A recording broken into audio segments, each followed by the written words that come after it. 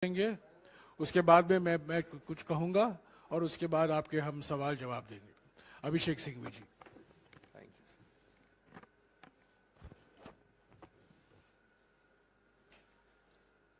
So friends, as usual in Hindi and English,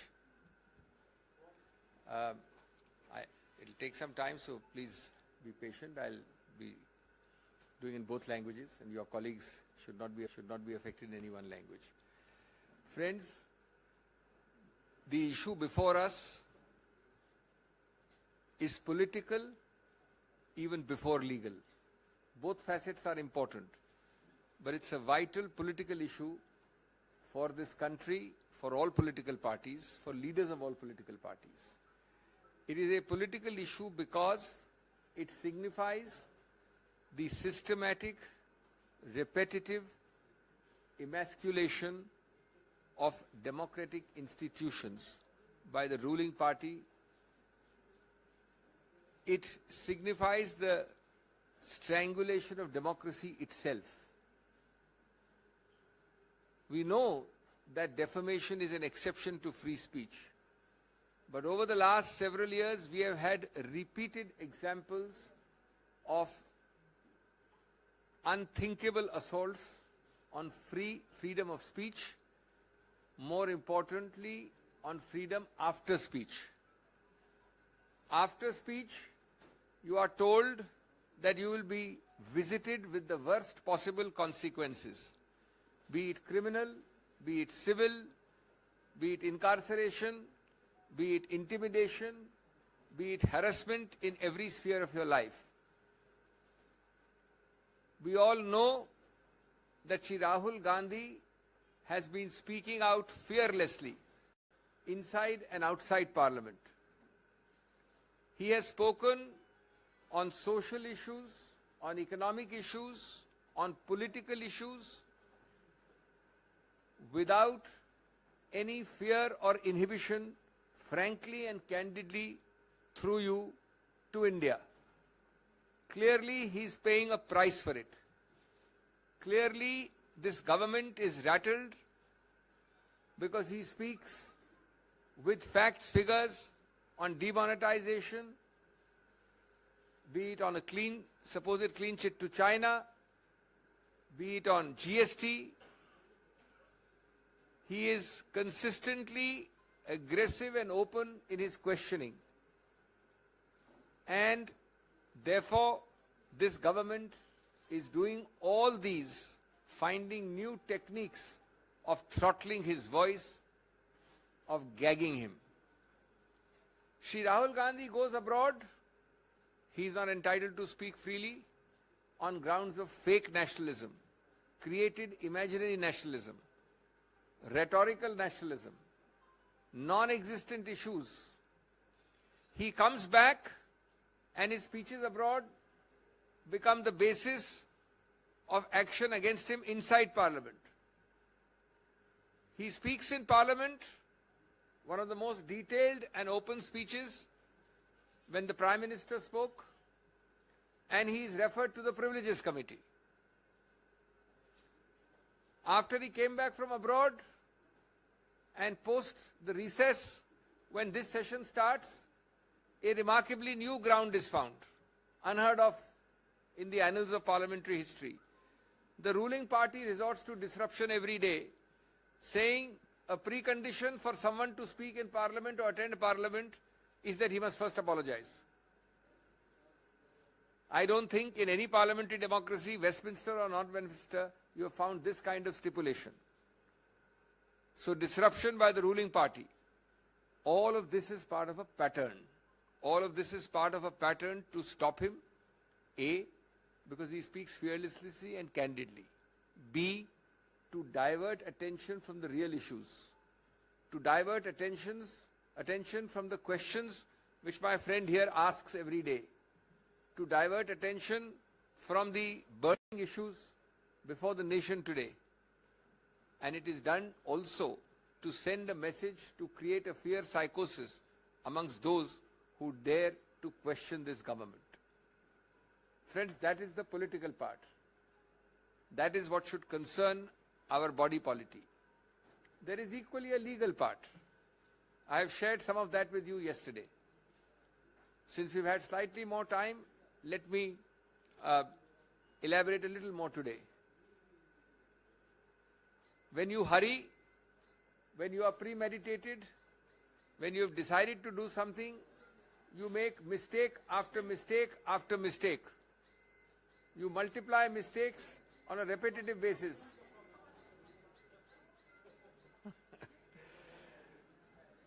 Take for example, the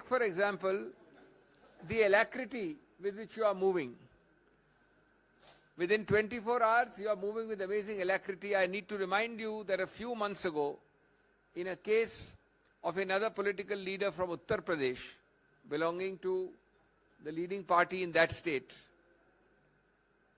the Supreme Court, quote unquote, when an immediate by-election was sought to be announced, post disqualification of that person because of conviction, immediately, without waiting for that person to exhaust the legal remedies available, the Supreme Court in that case not only deferred the by-election, but then added, look with what alacrity have you proceeded. This is yet another example. But it gets curiouser and curiouser. As I told you yesterday, there is a provision created in law specifically called 202, which says if allegedly I commit a defamatory offence in place X, in this case Kolar, Karnataka, and if somebody chooses to sue me in Gujarat or Bihar, as in this case Surat, then the magistrate before whom a complaint is filed is mandatorily, I repeat, mandatorily obliged to conduct a preliminary inquiry as to whether he has jurisdiction to start and initiate the proceeding. He has to call for a report either himself or through the police or through agencies. To the best of our knowledge, this point is taken by Shri Gandhi's lawyers, noted in the judgment, and not decided. Admittedly, no inquiry is conducted because there is a tearing hurry to go ahead in a place which might well be without any jurisdiction at all, namely Surat, Gujarat. As I said, it gets curiouser and curiouser. I mentioned another example yesterday. I have the dates now. Let me walk you through it. The complaint is filed approximately in April 2019. I think the exact date is April 16, 2019 at Surat. The magistrate is one Mr. Dave. On 2021, Mr. Rahul Gandhi, in 2021 year, 2 years later in June, appears in the court to record his statement in person. Shri Rahul Gandhi appears in that court. In March 22, that is 3 years after the complaint is filed, and 1 year after Shri Rahul Gandhi appeared there, the complainant files an application against Saman Rahul Gandhi. When that application is rejected, possibly by a firm magistrate, obviously he had been called, he had come a second time, you cannot harass people to come again and again, he rejects it. At that point, the complainant rushes to the High Court and gets a stay of his own complaint. The High Court grants that stay on 7th of March 2022. So I file a complaint, I seek a stay of my own complaint. Perhaps days are not auspicious, the climate is not ecologically suitable. Now the same complainant, after a hiatus of 11 months, when he has no interest in his own complaint, suddenly wakes up and goes on 16th February this year, seeking a vacation of the same stay which he himself obtained. And I quote, he pleads, and you must all read between the lines. We will of course take all this in the appeal, we have legal records. Quote, he says, sufficient evidence has come on record of the trial court and the pendency of the present matter delays the trial. Pendency of what matter? His own High Court petition. He says he's delaying his own trial. So he says, please vacate. Now the sentence is, though sufficient evidence has come on record, no new evidence has come on record, actually. The High Court vacates the stay, the man rushes back to the trial court, and we get this judgment. Meanwhile, the magistrate has changed. We were not born yesterday, neither you nor me. Chit bhi apni, pat bhi apni. There are many more disturbing features about this case. There is a point which we may or may not take. I'm not saying that everything Rahul Gandhi needs to take because he's fearless. He knows in his conscience. He has full reliance on the law. But there is a debatable issue. I'm only flagging the issue, which I did not mention yesterday. That though the conviction is by a court, in Rahul Gandhi's case, the disqualification under Article 103 of the Constitution has to be by the President of India. And under 103, the President of India has to first, before disqualifying Sri Rahul Gandhi, take an opinion, a recommendation from the Election Commission. Admittedly, it is not done. In the interest of fairness and completeness, I must let you know also that in a case called Lok Prahari, the Supreme Court has noted the argument of the Election Commission, which says, the Election Commission says, the Supreme Court does not so hold, that we do not need to go to the President with the recommendation because this is a court conviction.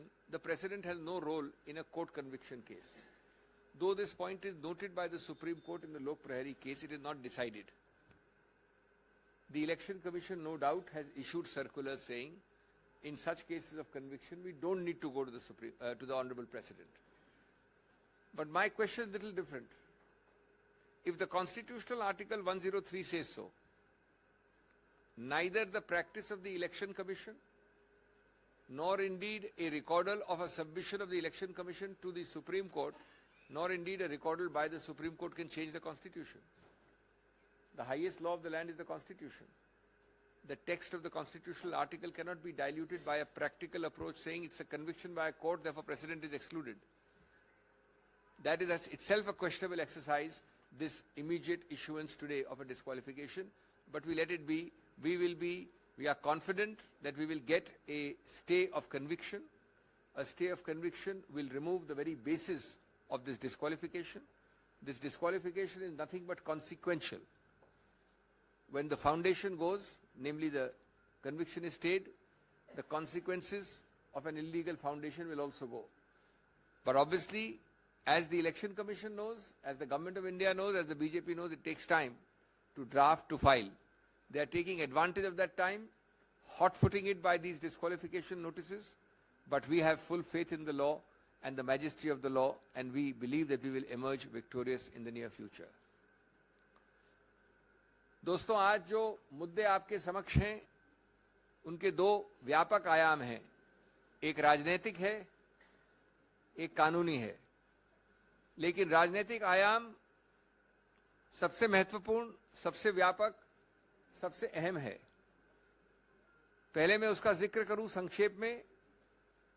पहला बिंदु उसका ये है कि जानबूझकर, बार-बार, सोच समझकर, एक सूझे बूझे तरीके से इस सरकार ने हर गणतांत्रिक संस्था को खत्म करने का प्रयत्न किया है, उसको चोक करने का प्रयत्न किया है, उसमें रोकथाम करने का प्रयत्न किया है. सबसे बड़ी संस्था उनके मायने में जो उनके लिए बाधा है, वो है स्वतंत्र, निष्पक्ष, निडर बोलना, बोलचाल, जो हमारे संविधान की एक महत्वाकांक्षा ही नहीं, एक मानव अधिकार है, मूलभूत. इस सरकार ने, इस केस की बात नहीं कर रहा हूं मैं, श्री राहुल गांधी की, सैकड़ों केसेस में 2014 के बाद ऐसे येन केन प्रकारेण कदम उठाए हैं जो हर नागरिक के स्वतंत्र, निडर बोलने के अधिकार क्षेत्र में बाधा डालें, बार बार. और उसके उदाहरण आप जानते हैं. बोलने की स्वतंत्रता और बोलने के बाद की स्वतंत्रता, दोनों को सीधा निचोड़ने का प्रयत्न किया इस सरकार ने बार बार. श्री राहुल गांधी, हम सब जानते हैं, ने निडरता से बार बार संसद के अंदर और संसद के बाहर अपने विचार रखे हैं, जनहित में रखे हैं, जनता के सामने रखे हैं, जनता के लिए रखे हैं। उन्होंने सामाजिक, आर्थिक, राजनीतिक, विदेश नीति इत्यादि इत्यादि सब मुद्दों पे पूरा बोला है, बिना झिझक के बोला है। और वो आज उसकी कीमत चुका रहे हैं, क्योंकि उनके सवाल, उनके वक्तव्य अच्छे नहीं लगते उन लोगों को जिन्होंने वो गलतियां की हैं, जिसके बारे में विवरण करते हैं श्री राहुल गांधी।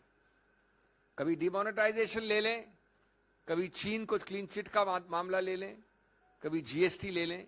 ये सब मुद्दे वो हैं और इनके अलावा और भी हैं जो इस सरकार को, जिनसे घिन्न है और जो उठाते हैं उनको दंडित करना उनका अनिवार्य रूल है। राहुल गांधी विदेश जाते हैं तो बोल नहीं सकते। एक झूठे आडंबरी राष्ट्रवाद के आधार पर उनकी आवाज को रोका जाता है। एक अजीबोगरीब बनाई हुई बनावटी राष्ट्रवाद का बहाना लेकर उन पे आरोप लगाए जाते हैं। बाहर गए उसके आधार पे जब वापस आते हैं तो कहते हैं कि आप यहां नहीं बोल सकते जब तक कि आप माफी नहीं मांगे। यहां आते हैं और उस दिन बोलते हैं संसद में, जब माननीय प्रधानमंत्री बोल रहे थे तो सरकार पूछती है आपकी हिम्मत कैसे हुई सब बोलने की, सत्य बोलने की, साफ बोलने की, निडरता से बोलने की। हम आपको प्रिविलेजेस कमेटी भेजते हैं। और सबसे अजीबोगरीब जो मैं समझता हूं, किसी गणतांत्रिक, संसदीय गणतांत्रिक, लोकतांत्रिक देश में नहीं देखा गया, जब वो आके बोलते हैं तो सरकार खुद अवरुद्ध करती है संसद को। सरकार खुद करती है इस आधार पे कि पहले आप माफी मांगिए। ये कौन सी संसदीय प्रणाली के अंतर्गत है कि पहले आप माफी मांगिए, नहीं तो हम अवरुद्ध करेंगे, नहीं तो संसद चलेगी नहीं। तो ये इसी प्रक्रिया का एक और उदाहरण है, जहां मुंह खोले झूठे बेमानी केसेस दायर करिए, डराइए, धमकाइए, और हम आश्वस्त हैं कानूनी प्रक्रिया में कि हम जीतेंगे, स्टे ऑफ कन्विक्शन हमें मिलेगा। लेकिन जहां तक सरकार का सवाल है, उन्होंने ये सब प्रयत्न किए हैं, बार बार किए हैं। जहां तक कानूनी पक्ष है, मैं बड़े संक्षिप्त रूप में आपको बता दूं, कल बताया था मैंने, थोड़ा उसको और विस्तार से बता दूं, लेकिन संक्षिप्त रूप से, कि जब आप जल्दबाजी करते हैं तो गलतियों के ऊपर गलतियां करते हैं, संवैधानिक और कानूनी गलतियां करते हैं। मैं आपको 2-3 उदाहरण देके अपनी बात खत्म करना चाहता हूं। ये मामला, ये वारदात कोलार कर्नाटक में हुई, 2019 में हुई। उसकी कंप्लेंट कहां दर्ज की गई? सूरत, गुजरात में, 1-2 जगह और भी की गई, बिहार में, रांची में।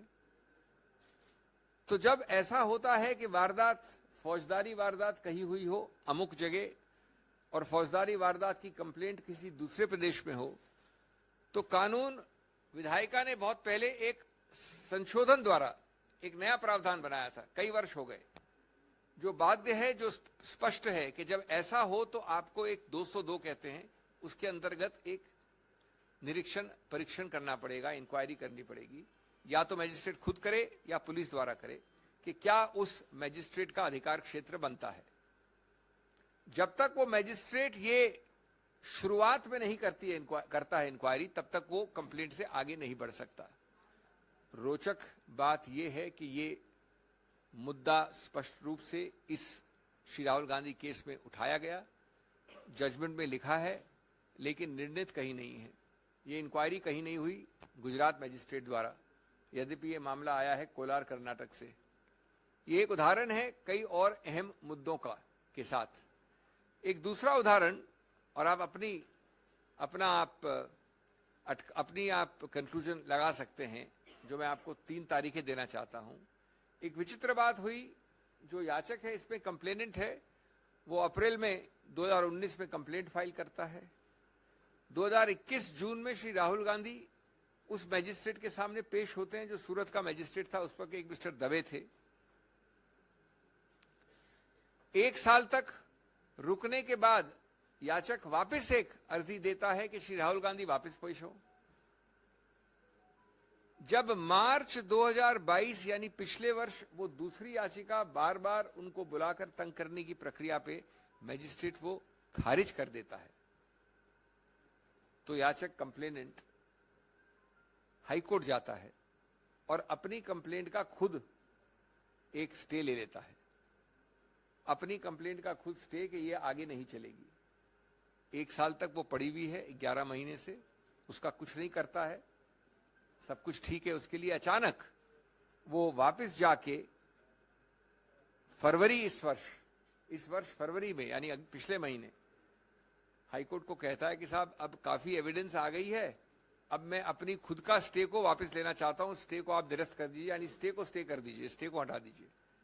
हाईकोर्ट करता है और वापस जाके मैजिस्ट्रेट जो अभी तक बदल गया है, एक नया निर्णय आ जाता है जो अभी कल आया। आप अपने आप चित भी अपनी पट भी अपनी, अपने आप लकीरों के बीच क्या हो रहा है समझ सकते हैं, संज्ञान कर सकते हैं। मैं अंत में ये कहूंगा, श्री राहुल गांधी की आवाज इतना आसान नहीं है दबाना, कांग्रेस की आवाज इतना आसान नहीं है दबाना। आप देख रहे हैं कल से आज और आगे चलेगा एक अभियान, एक विरोध, चाहे वो डिस्ट्रिक्ट पे हो, ब्लॉक पे हो, प्रदेश पे हो, और चाहे वो संसद और संसद के बाहर हो। ये आवाज रुक नहीं सकती है। जो तथ्य मैंने आपको बोले हैं ये बिल्कुल उजागर किए जाएंगे, लेकिन पूरा विश्वास आश्वासन है कि ऐसी चीज जो कानून में गलत है, हम आश्वस्त हैं कि उसका सही रूप से अवलोकन किया जाएगा बड़ी अपील वाली अदालतों द्वारा, और हमें कन्विक्शन का स्टे जल्द से जल्द मिलेगा।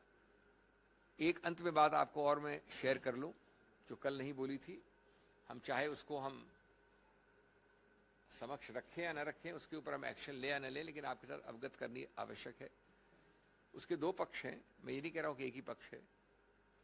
एक प्रावधान है हमारे संविधान में 103, उस प्रावधान के अंतर्गत डिस्क्वालिफिकेशन जिसको कहते हैं, जहां सांसद का सवाल है वहां सिर्फ माननीय राष्ट्रपति कर सकता है।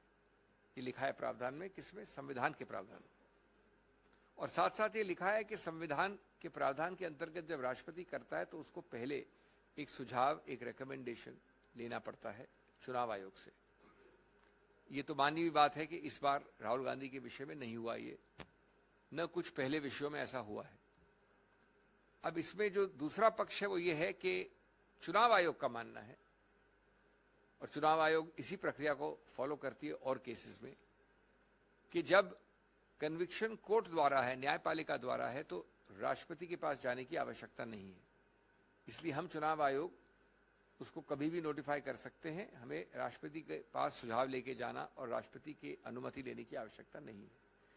जो रोचक कानूनी मुद्दा इस पे उठता है वो ये है कि संविधान में जो लिखा है 103 में स्पष्ट लिखा है, उसको क्या चुनाव आयोग तो क्या उच्चतम न्यायालय भी क्या बदल सकता है?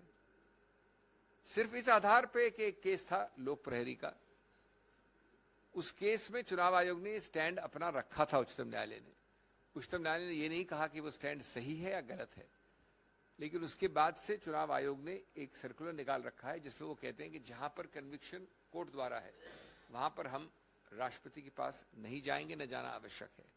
तो ये एक विरोधाभास है। संविधान के टेक्स्ट को आप ज्यादा महत्व देंगे या चुनाव आयोग की प्रक्रिया को? इसका उत्तर मैं समझता हूं सीधा है। तो ये भी एक शायद त्रुटि है इस प्रकार के 24 घंटे में निकाले हुए चुनाव आयोग के नोटिफिकेशन की। बहुत बहुत धन्यवाद। साथियों, जो अभी अभी सिंघवी जी ने कहा है, मैं 1-2 बात और कहना चाहता हूं। बिल्कुल साफ है कि भारत जोड़ो यात्रा से बीजेपी बहुत घबराई हुई है, बौखलाई हुई है, बहुत परेशानी में है, क्योंकि वो जानती है, उनको फीडबैक मिला होगा कि भारत जोड़ो यात्रा ने न केवल कांग्रेस संगठन में नई उमंग जगाई है, पर सारे देश में एक नई उत्साह, एक नया भविष्य का रास्ता दिखाया है। कई महीने से वो भारत जोड़ो यात्रा को बदनाम करने में लगी हुई थी, और मैं समझता हूं कि आज जो हमने देखा है, ये डिस्क्वालिफिकेशन, एक तरह से आप देख सकते हैं कि जैसा कि अभिषेक सिंघवी जी ने कहा, राहुल जी को कीमत चुकानी पड़ी उस भारत जोड़ो यात्रा की सफलता के कारण। दूसरी बात, सिंघवी जी ने तो कहा कि 2014 से राहुल जी मोदी सरकार की नीयत और मोदी सरकार के नीतियों के खिलाफ अपनी आवाज संसद के अंदर और संसद के बाहर उठा रहे हैं।